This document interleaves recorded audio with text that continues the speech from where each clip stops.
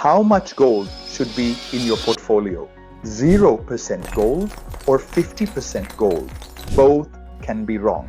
Let me tell you the right number and why gold actually works, how much gold you should own, why it belongs in your portfolio, and the best way to own it.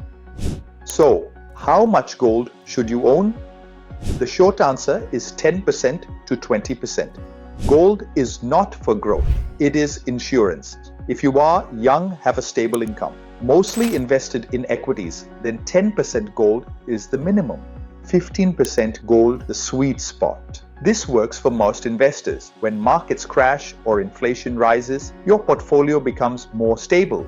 If you are a high net worth individual exposed to multiple currencies or countries focused on wealth preservation, then 20% gold is protection mode.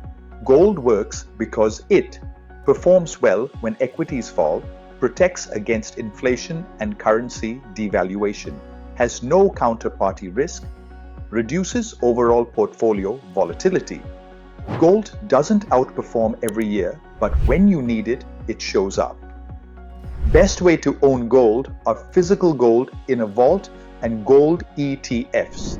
Zero gold means you're betting the financial system will never break.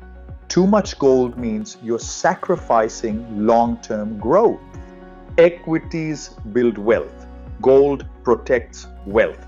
Gold doesn't make you rich. In fact, gold helps you stay rich. If you want to know how gold behaves during market crashes, comment gold below and follow for smart money insights. Past returns do not guarantee future performance. Always do your own research and speak to a licensed professional before making investment decisions.